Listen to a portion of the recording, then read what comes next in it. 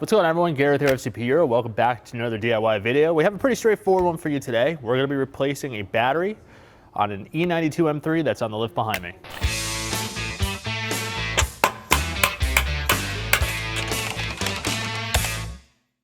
So while we are replacing the battery on an E92 M3, this same process is going to be the same for any E90, E91, E92, E93, or an E82 E88 1 series. So 1 series, 3 series from that 2006 to 2013 time period. This is pretty much just going to be the same process. And generally, we can consider this the same process on most BMWs. Since batteries are typically located in the trunk, you could generally follow this DIY for really any BMW replacing a battery on. But why replacing the battery? In this vehicle's case, this is preventative maintenance. This actually still has the original battery in it from September of 2010. So over 13 years of age at the point of this filming. Car's 50,000 miles on it. Realistically, the battery is still in good shape. Car runs fine. There's no electrical faults. But there is a point in time where we've definitely got our service life out of the battery. It's time to replace it. We're going to be using an Odyssey Performance AGM battery. The factory battery is an AGM. But with that said, more times than not, I would say that batteries are being replaced because the battery is no longer in good condition. The car won't start. It really is a better idea to replace the battery before that problem comes. And particularly in colder parts of the country or colder parts of the world, you really want to look at the performance of the battery, the capacity, especially when you're going into a colder part of the year, so heading into winter, and replace the battery if you're going to be driving the vehicle during that time of year to make sure you don't get stuck somewhere, because that's no fun. So with that said, let's talk about some of the tools we're going to need to do this job, and then we'll go ahead and jump right into doing it. All right, so for battery replacement, it's pretty straightforward. We're only going to need a handful of tools. We need a 10mm socket, 13mm socket, 1/4 inch drive in this case, 1/4 inch ratchet, a long extension for the battery hold down, a flathead screwdriver for releasing the battery distribution box, a magnetic pickup tool, a little tiny pry bar. In addition, a couple of other tools that you might want, a battery terminal brush, one of these style that both have the external and internal brush. Definitely a work light. It's pretty dark in the trunk, so being able to light up your work area is going to be useful. And at least on this car, you will need to do a battery registration, so having a scan tool that's capable of a battery registration is going to be a requirement. In this case, we have the Autel MX808 on hand, which is a really good scan tool that has a bunch of factory level service functions that you will need when you do these types of services on a modern car. So that's all you really need to do this job. And with that said, let's go ahead and get right into it. Like I said earlier, a lot of BMW batteries are in the trunks on the car, on all these cars. Usually gonna be on the right-hand side. Some cars will have it in the middle. In the case of the M3 or any of your E90s and your E8X 1 series cars, so they'll be behind this little compartment cover here. So you have a knob that we just kind of turn to the side, and then that gives us access to our battery right here. Now, we did talk about how to identify the battery size and everything like that. We're going to show you that this matches up to the new Odyssey battery. Now, in the case of this vehicle, we have a couple of things, like we have a C-Tech charger plug already pre-installed in the car, since this car does get parked for prolonged periods of time, so maintain the battery. And then we also have a C-Tech battery monitor, so there's a couple of different connections that this has that yours may not. But that actually doesn't really hinder us from doing anything else, since it's all still pretty much the same work. So, with that said, we have to remove this little cross brace here first. It's held in by two 10mm screws, so pretty straightforward.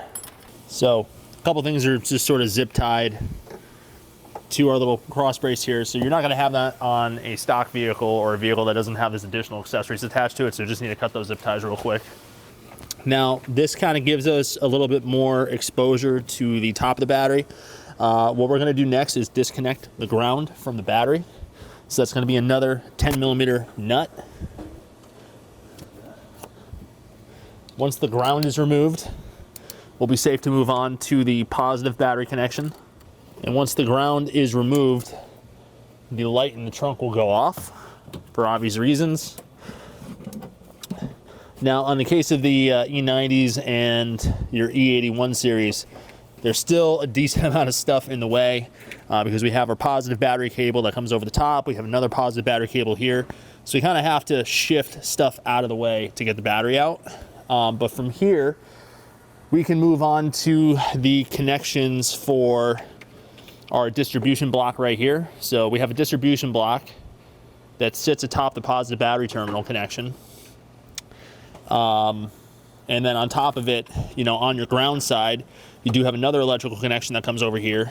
And this would be your, this is basically in the situation of if you have an airbag deployment, this will cut the ground to the battery. So just be aware of this connection. You don't want to twist it or mangle it. Just be careful with it.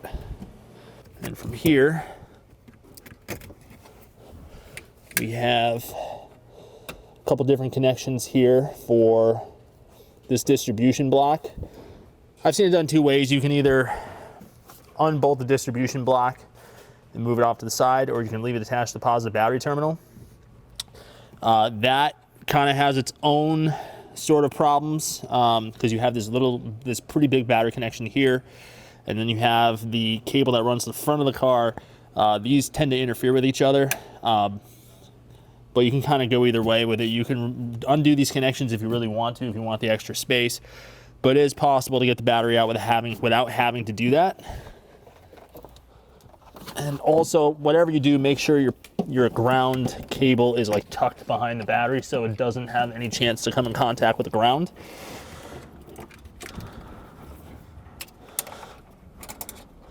For some, you know, battery cables have a tendency to always go back to where they've been installed forever, so you kind of have to force them out of the way. So next up, we're going to take these 13mm nuts off for the power distribution block. So there's one here, and there's another one over here.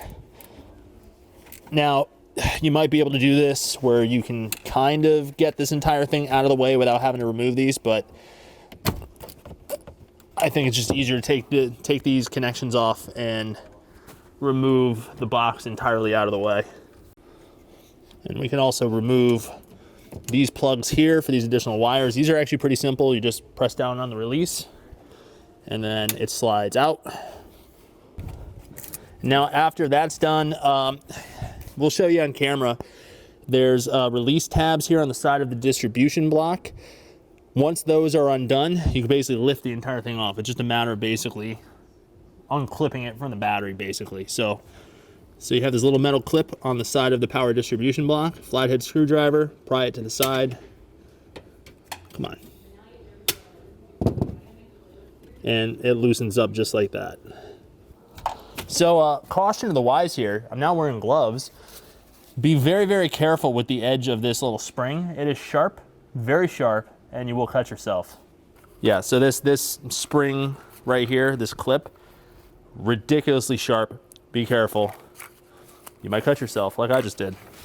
And after this, we have our positive battery cable right there, which there's a little 10mm nut that secures the terminal to the top of the battery. We'll just twist it off because at this point there's nothing holding it on.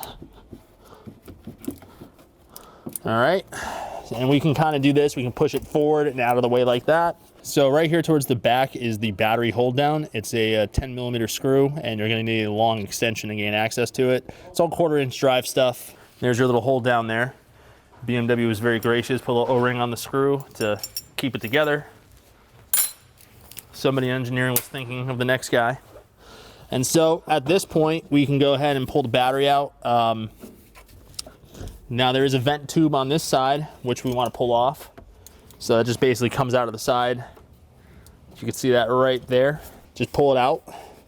So the factory batteries are going to have a vent tube. The Odyssey AGM, even though this is an AGM, the way that the Odyssey batteries are made, we don't need to use the vent. So there's no worries on that. And then from here, the goal is going to be to pull the battery up straight as possible.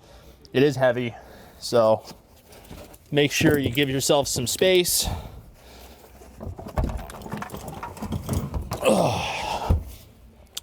And it goes out saying now is a really great time to take a vacuum, and if there's any debris down there, clean it out. So on the factory battery right here, the date code is stamped on the ground terminal. That's another place to look for it. And they'll do it, it's a 4-digit code, so it'll be a week and then year. So in this case, this battery was produced in the 29th week of 2010, and this car is a September 2010 production. So 29th week is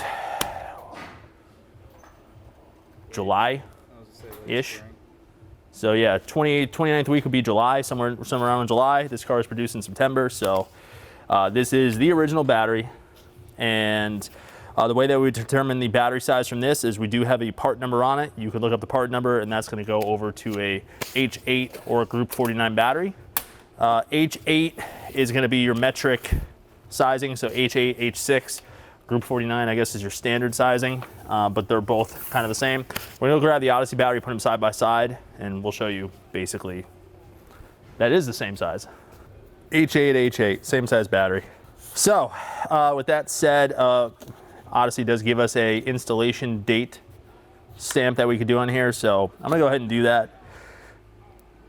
It is my car, so I'm gonna remember when this was done, but you know, in the interest of keeping things consistent. Also, Odyssey, they do provide you the vent hole, so you can attach a vent to it if you need to. I will use the vent anyway, even though the battery is sealed and is not vented. So before we install the new battery, I'm gonna go ahead and just take this battery terminal brush. This is from CTA, offered on the website. I'm gonna go ahead and just clean these terminals off. Now, it's a new battery, so you know, I would say, yeah, they're clean, but this kind of just ensures that we get really good, slap it down there. This just ensures that we get a really good connection, you know, and also like if you had a battery in, like, let's say the engine bay, corrosion would be probably a little bit more of a common problem. So you'd want to have this be like a common maintenance tool that you have on hand. And this is the other end of the battery brush. So just kind of come in here, clean out the insides. Because even though the battery's in the trunk here and corrosion is probably not the most likely scenario, this just ensures that we get really good metal to metal contact and we get the most performance out of the battery that we possibly can.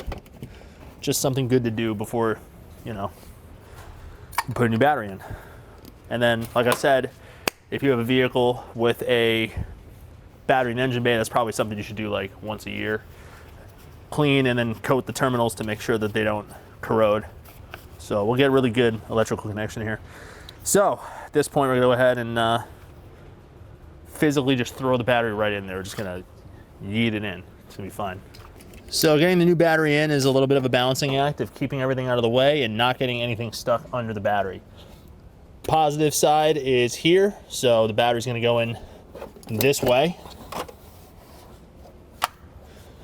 They can only go in one way, but it would be really unfortunate to drop the battery down and find that the terminals are on the wrong side. So terminals are gonna face inward that way.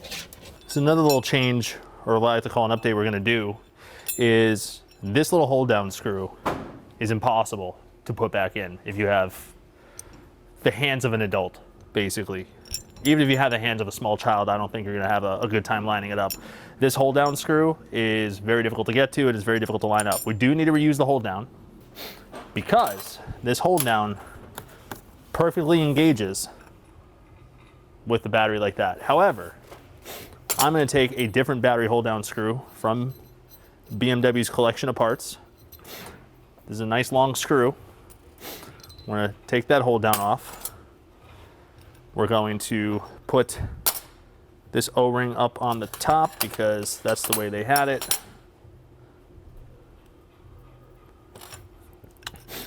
Like so, little rubber insulator. We'll put this little retainer back on. And now, when we're gonna put the battery in, we'll be able to actually like bring this and bring it down back and be able to thread it in and get it started with our hands from up top as opposed to forcing it. Funny enough, the 1 Series uses a longer hold down screw, whereas the E90s use that really short hold down screw. I'm sure on the 1 Series space is even tighter, but there's no reason we should make this any more difficult than it needs to be. Quite frankly, getting the battery back in is challenging enough, trying to keep everything out of the way and not getting anything stuck under the battery, so why worry about the hold down screw? So we're gonna tuck everything out of the way towards the back of the trunk, give ourselves the most amount of room humanly possible in a very tight, narrow space. Positive terminal towards the front, ground towards the rear, battery terminals face inboard like that. If you were to put it in the other way, it's not gonna fit. So modification successful. Way easier, much better than the factory hold down screw. And it is going to be angled because the base, or the way that it goes in, it is angled. So if you see that the longer screw is sideways towards the rear of the trunk, that's fine. That's the way it should be. But battery is now secured and we can start reattaching. We'll do the positive battery cable first, so we'll go ahead and put that back on. I'm gonna make sure the ground is still clear out of the way. Remove this screw entirely because we need to put some of the C-Tech stuff back on afterwards. Or I'm sorry, nut for the positive battery terminal. It's for the little T-nut that tightens down the clamp. So we're gonna leave that like that for now. And we will reattach our power distribution block. Push those little retainers down, you heard them click. The M8 nuts are 15 newton meters of torque, and then the M6s are 10 newton meters if you want to use a torque wrench on these terminals. 1/4 inch tools. This stuff doesn't have to be tight. Well, it has to be tight. It doesn't have to be too tight. You know, so if you don't trust your calibrated wrist, use a torque wrench. But I would say on a situation like this, if you installed batteries before, you know, something like that, choked up, when the nut stops, you're done. There's no need to go further. Once you start breaking stuff, it gets expensive, so don't want to do that. Now, one thing I think you've probably figured out on the E90, well, this is really any modern car, a lot of stuff connected to the battery. It's not a matter of 2 simple cables or 3. There's a lot of things that are intertwined with each other. These are all pretty critical connections. So it is important to make sure that when you put it back together, it goes back together kind of the way that it came apart. So we have this other battery cable here. That's gonna be the other 13 millimeter nut. And then we have these simple click-in connections that we need to do.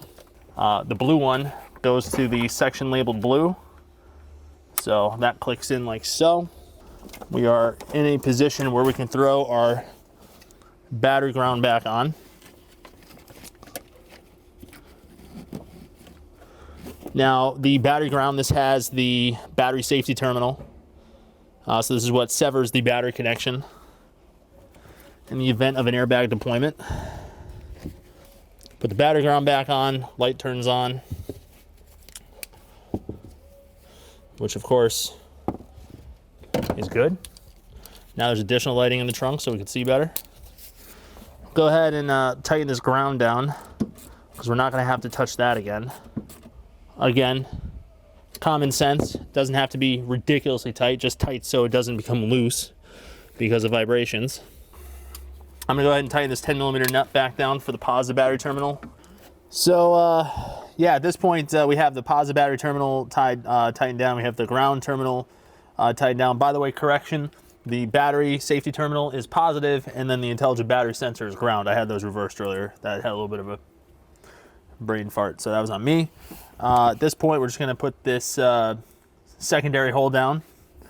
I guess this would technically prevent the battery from yeeting forward if somehow the main hold down was not in position. And then right here, we just have these two 10 millimeter screws. So now that the battery is installed, we need to do something called a battery registration.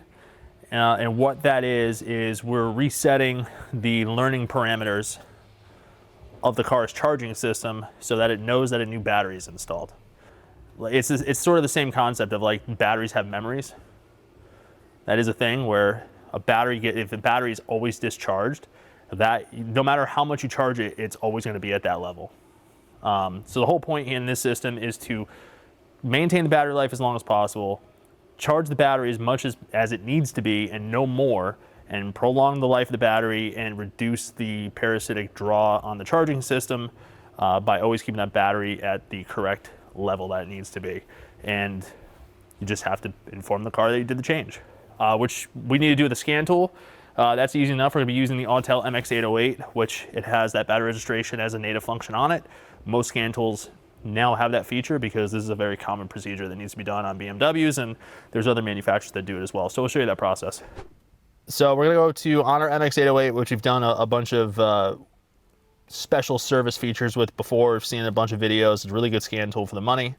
We're gonna plop into service, and then under service, we're gonna go to BMS, which we'll just say that's battery monitoring system.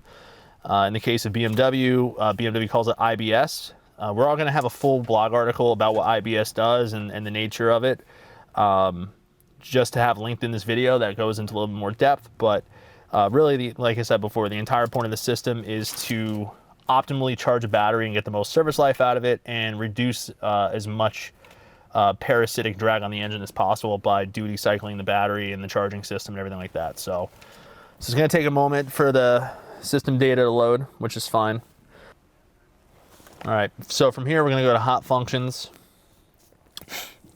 and this is going to show you your options. So part of the IBS is power management, so you can actually look at the battery itself. So you can actually use some of the information there to do a diagnostic on whether or not you maybe have a charging problem or a battery issue. There is quite a bit of information that is stored there. You have a power down command, register battery exchange, and then charging the battery via the diagnostic socket. Not going to worry about any of that. We're going to register the battery exchange because that is what we have done. And this is where you're going to see your choices. There's going to be 3. What do you want to do? Display battery exchange history, register the battery replacement. So there's only 2 there. The 3 options on register the battery replacement. You're going to see enter the battery exchange, same capacity. Enter the battery exchange, higher/lower capacity. Enter the battery exchange, change the normal lead acid battery to absorbent glass matte battery. In this case, there was an AGM battery that came out. We're putting an AGM battery back in, so there's no need to worry about any of that. AGM is charged differently than lead acid, so you know that duty cycling that has to happen, the car can adapt to that based on whether it knows what battery's in or not. So we're going from AGM to AGM, so we don't need to worry about that. We're just going to basically choose F1 because the battery has the same capacity. And then it's going to ask, is this newly installed battery an original component? That's asking, is it a genuine BMW battery? Which in this case, it is not. So we're simply going to say no.